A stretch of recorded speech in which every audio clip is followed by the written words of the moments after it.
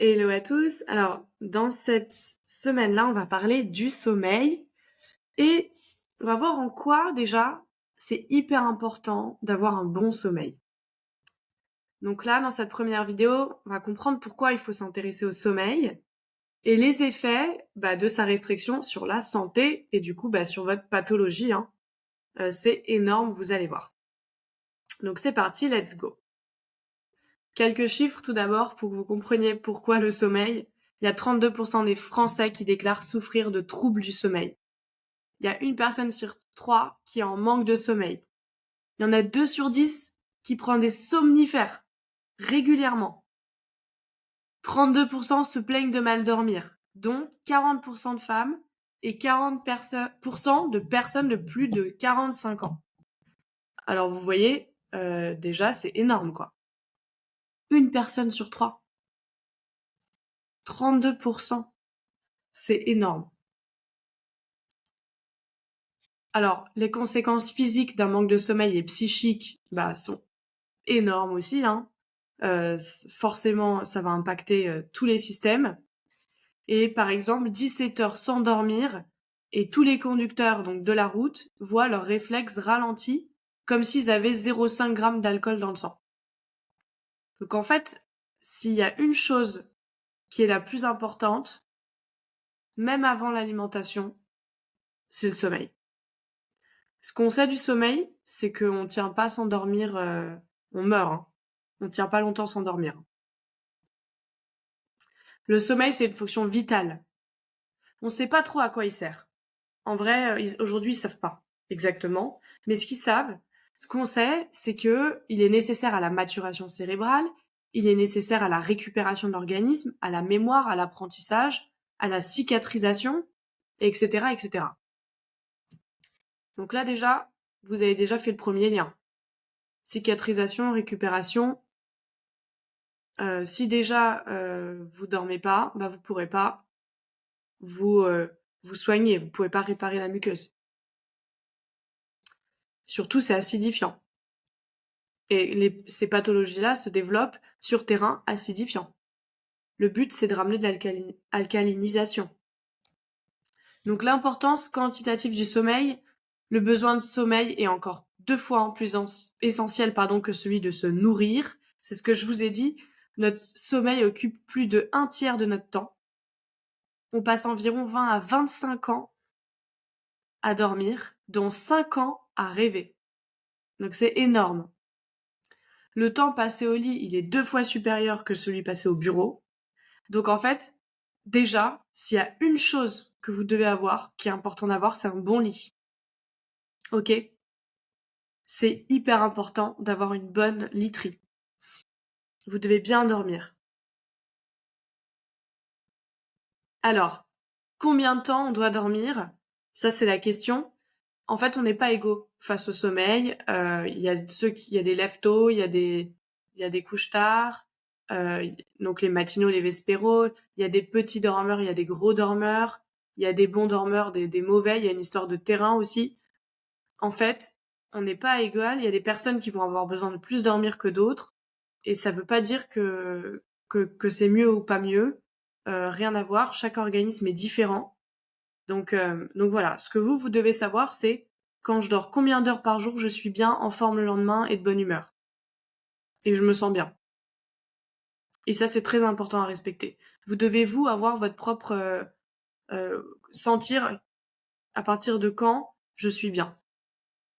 Et forcément, le temps de sommeil, il change aussi en fonction des âges de la vie. Les nourrissons et les personnes âgées vont dormir plus. En fonction aussi du lieu où on est, si on est en mer ou si on est en altitude, à la montagne, c'est pas du tout aussi la même chose. On aura aussi besoin de dormir plus. Donc en fait, tout change et tout est variable. Ce qu'il faut, c'est toujours être à l'écoute de la demande du corps. Alors, les différentes phases cérébrales de la nuit. Alors ça, vous n'avez pas besoin de retenir, c'est juste pour vous, comme ça. Alors bien sûr, vous savez que quand on dort, ça crée forcément de l'influx nerveux, il y a des synapses en permanence et des ondes électriques. On a vu tout ça sur le système nerveux. Comment on mesure tout ça avec l'électroencéphalogramme, ça se mesure. Le sommeil, il est formé, en fait, il y a à peu près 4 à 5 cycles de 1h30 à 2 heures environ, selon les personnes. C'est vraiment une globalité. Et en fait, chaque cycle est composé donc d'états de veille, des ondes bêta, et d'états actifs. En fait, un sommeil lent qui se divise en états d'endormissement, donc c'est onde alpha, qui est l'éveil un peu passif. Donc en fait, les différents stades, ça va être onde. Donc, on va passer de onde bêta, l'état de veille, aux ondes alpha, et ensuite, il va y avoir les ondes θ, qui est l'état de sommeil lent léger, les ondes sigma, c'est toujours le sommeil lent léger. Je vous ai pas mis en l'électroencéphalogramme, enfin les chiffres à côté, parce que franchement, ça vous servira à rien. Même là, hein, les stades, c'est pas important pour vous, mais je vous dis ça comme ça pour que vous le sachiez. Mais voilà, donc après sigma, donc le stade 2, on peut dire qu'il y a un sommeil lent profond qui arrive, donc c'est les ondes delta, qui équivaut au stade 3. Ensuite, il y a un sommeil lent très profond, donc encore des ondes delta. Et en fait, il y a un état de sommeil paradoxal, donc c'est quand on fait des rêves, et là c'est des ondes bêta, donc en fait c'est les mêmes ondes que l'état de veille. Voilà. Donc en fait c'est vraiment le cheminement, et bien sûr plus on arrive dans le sommeil profond, et ben plus c'est régénérateur et plus c'est réparateur, et plus on va récupérer, et mieux le corps va pouvoir travailler, se désacidifier, etc. Voilà. Que se passe-t-il durant le sommeil nocturne et naturel? Alors ça c'est intéressant, très intéressant pour vous, et je pense que c'est important de bien le comprendre. Il y a le corps, il a un rythme circadien, c'est-à-dire que en fonction des heures, il y a des choses qui se passent dans nos corps. Ok? Peu importe, c'est comme ça. Et en fait, il y a vraiment une horloge biologique. Et en fait, la première phase, déjà de digestion, la digestion, elle se fait entre 21h à minuit maximum. Donc déjà, ça veut dire que déjà, il ne faut pas manger après 21h. Sinon, vous allez perturber cette phase de digestion. Donc le mieux, c'est de manger tôt, on dîne tôt. Et ensuite, vous laissez le corps mieux travailler. Pourquoi on arrive à avoir des pathologies et des problèmes aujourd'hui? C'est parce qu'on n'écoute pas la physiologie. On n'écoute pas notre corps. On n'écoute pas, on ne le respecte pas. Donc en fait, je pense que c'est hyper important de se dire, je respecte mon corps, je l'écoute, et c'est la clé, si vous voulez vous en sortir, c'est vraiment de s'écouter maintenant. Donc première phase, digestion. Deuxième phase, élimination et désacidification. Ça se fait ensuite d'emblée. Donc c'est vraiment, on se désacidifie, le corps qui élimine, le dégazage, etc. Ensuite, troisième phase, la réparation, c'est vraiment entre 1h et 3h du matin. Il y a toujours aussi un peu des acidifications à ce moment-là. D'ailleurs, 3h du matin, c'est l'heure du foie. Donc quand on se réveille à chaque fois vers 3h du matin, souvent c'est un problème de foie. Que le foie n'en peut plus, qu'il est fatigué, qu'il charbonne, etc. En médecine chinoise. Donc super important. Déjà, voilà, si vous vous couchez à 2h ou à 3h du matin ou après, bah vous loupez toutes ces phases-là. Tout simplement. Vous ratez tout ça. Donc forcément, bah vous pourrez pas avoir un bon sommeil réparateur. Le corps peut pas faire son job de cicatrisation, de tout ça. Ok? Quatrième phase, la phase de recharge neuro-hormonale. Ça, c'est vraiment au réveil. C'est la recharge pour pouvoir entamer la journée. Qu'est-ce qui se passe si on dort mal en cas de mauvais sommeil? Bah, vous allez être fatigué, de l'asthénie, vous allez avoir froid de la frilosité. On observe une baisse de la croissance chez les enfants, par exemple. Votre immunité qui va chuter, donc vous allez attraper tous les rhumes et tout ce qui traîne autour plus facilement. Le retard scolaire, bah oui, c'est pour les enfants, bah forcément, ils vont pas pouvoir se concentrer, etc. Vous allez avoir un énorme besoin de sucre pour compenser en énergie, mais en fait, c'est pas de la bonne énergie, hein. Voilà.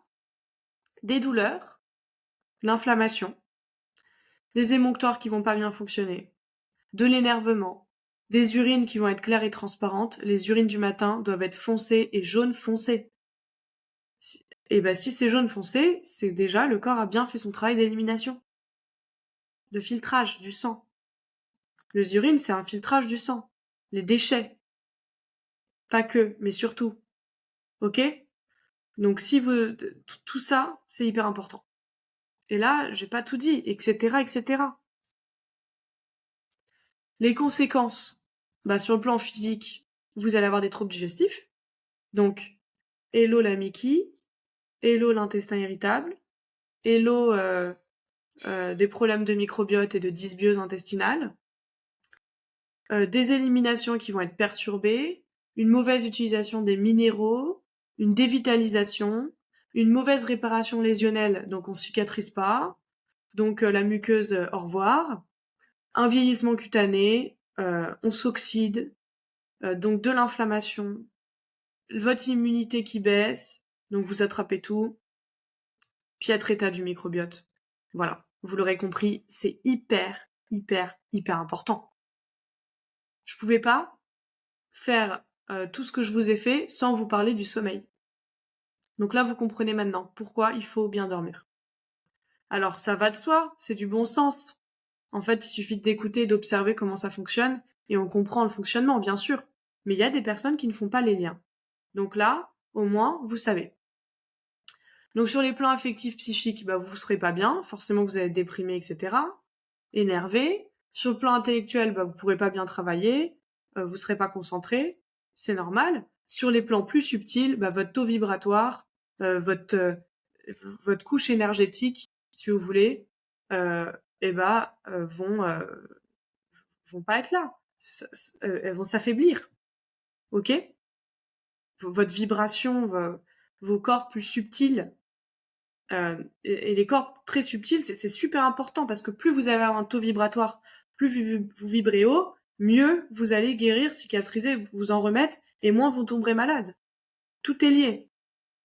Donc là, quand ça s'affaisse, au niveau de la couche éthérique, énergétique, etc., bah alors là, c'est pas bon du tout.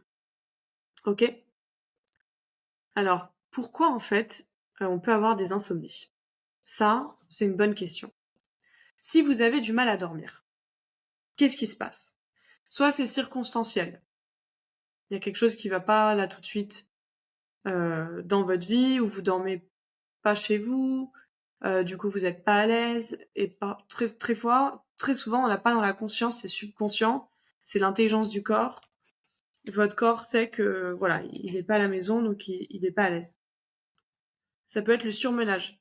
Si vous êtes bloqué en orthosympathique, et ben forcément ça pourra pas aller. Vous allez pas pouvoir dormir. Ça peut être névrotique.